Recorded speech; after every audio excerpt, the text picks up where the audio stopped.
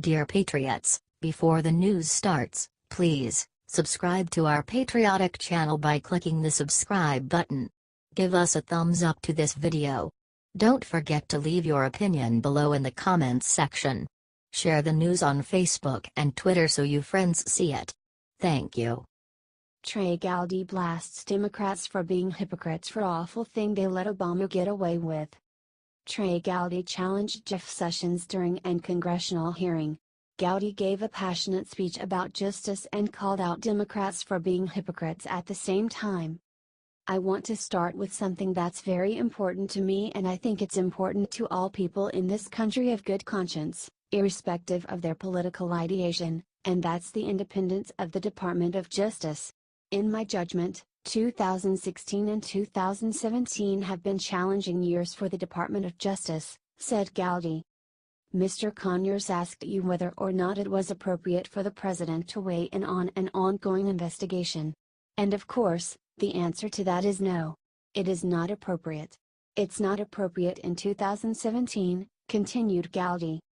It wasn't appropriate when President Obama did it in the IRS targeting scandal.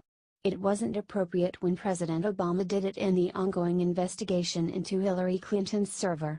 It is never appropriate for a president to tell a Department of Justice what outcome it would reach. I just wish my friends on the other side of the aisle would have the same kind of outrage when President Obama did it as they do now, said Gowdy.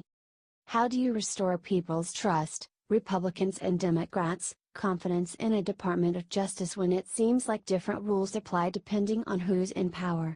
Asked Gowdy. Sessions responded that we intend to do our work, according to the established principles of the Department of Justice.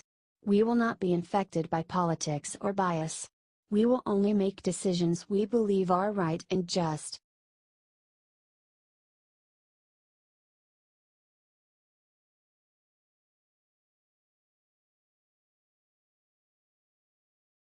Rush Limbaugh crushes media for not understanding Trump's funniest tweet ever. Rush Limbaugh crushed the mainstream media for missing the humor in President Trump's now famous tweet.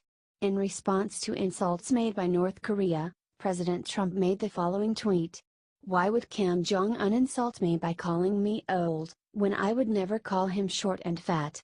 Oh well, I try so hard to be his friend, and maybe someday that will happen. The left and the media are melting. Presidents shouldn't talk like this. Presidents shouldn't be insulting foreign leaders like this. This isn't how it's done. This isn't presidential. This isn't the proper decorum, joked Limbaugh. So it establishes once again these people don't have a sense of humor. They literally cannot sense humor. It just doesn't occur to them. But their hatred, their willful hatred of Trump is so visceral that they're incapable of seeing satire or parody, said Limbaugh. I mean, this is hilarious. He just called Kim Jong-un short and fat, while denying that he ever did it. It's hilarious and they're all just beside themselves about this, said Limbaugh. He went on to compare the media to a cat chasing a laser pointer. If you have a cat, you can drive the cat nuts with the laser pointer. The cat can never figure it out. Some people think it's cruel if you just keep doing it. The cat will continue to try to chase it, it will paw it, and it will try to catch it. These Trump tweets, Trump speeches, they're like the laser pointer to a cat, said Limbaugh. Do you think he's right?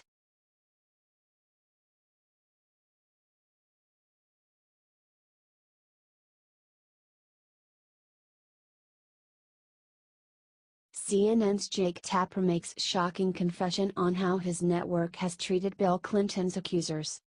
Now that so many Democrats are being accused of sexual assault, they have stopped trying to argue that assaulting women is a conservative problem, like they have been trying to do in their war against Fox News. And now that the Clintons are out of the spotlight, they are finally able to admit the obvious. Bill Clinton is a sexual predator. You know something? And maybe it's the Southern accent that reminds me of this, but I think we are, and we've seen some of this in the press. There was a story in The Atlantic called Bill Clinton, A Reckoning, started Tapper. Chris Hayes said something the other day, and other people have.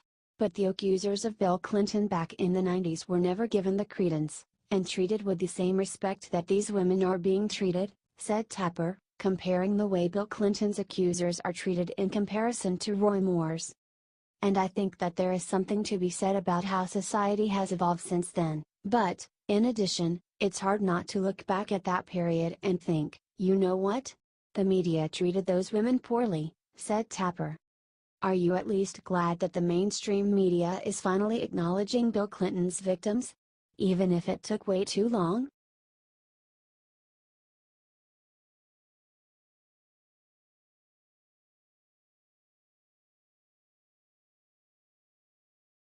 This is not a question of innocence or guilt, Jeb Bush makes strange verdict on Roy Moore.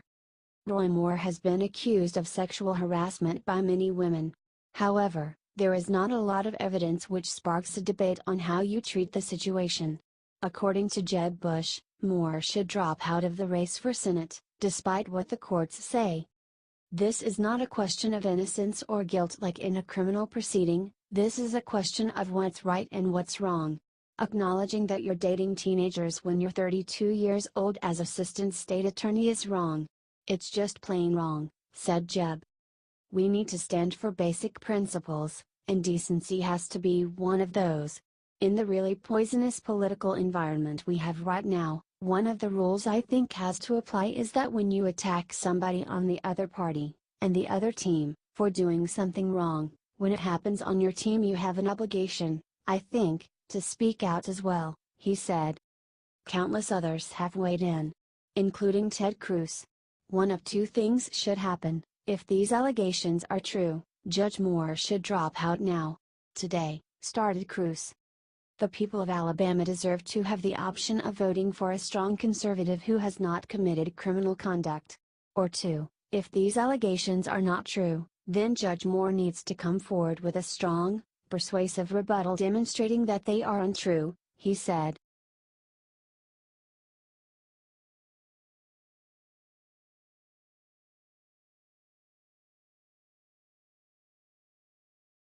Kim Jong-un sentences President Trump to death for calling him short and fat. Kim Jong-un apparently took a lot of offense by President Trump's latest playful tweet directed at him. Why would Kim Jong-un insult me by calling me old, when I would never call him short and fat? Oh well, I try so hard to be his friend, and maybe someday that will happen, tweeted President Trump. Kim Jong-un did not see the humor in this.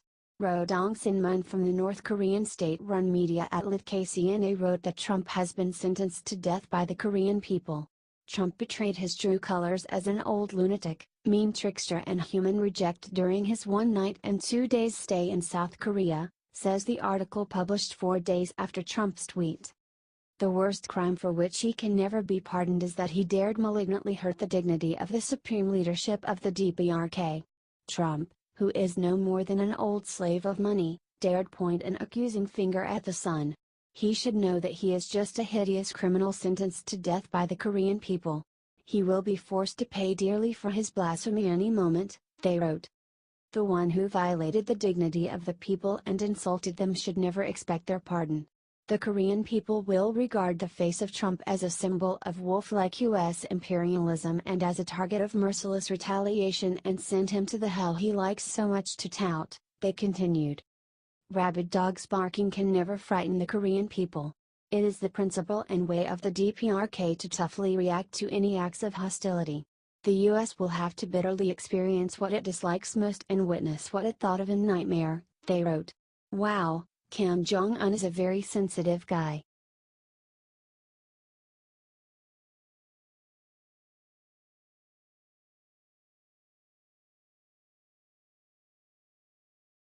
Joe Biden explains why Trump supporters love him more than Trump.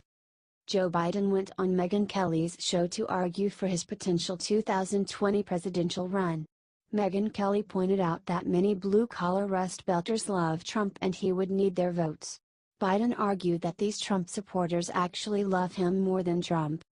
The critics will say you're too old, you're going to be 77 in 2020, you wouldn't have any new ideas, you've already run twice and lost, you'd too have to promise it would be one term only, and that the blue-collar Rust Belters that you need to get elected already love Donald Trump.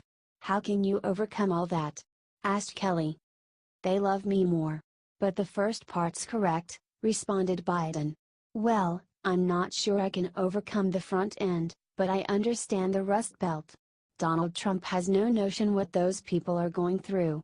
If you take a look, and, it's not a criticism, it's an observation, 'cause look, but for 77,000 votes, this would be a different race now, said Biden. Come on, let's take a look at this, and, you know, they call me Middle Class Joe. It's not meant as a compliment in Washington, it means I'm not sophisticated. But I understand. I understand what built this country, and the only thing I know is the middle class, their hopes, their aspirations, because it's where I come from, it's what I am, said Biden.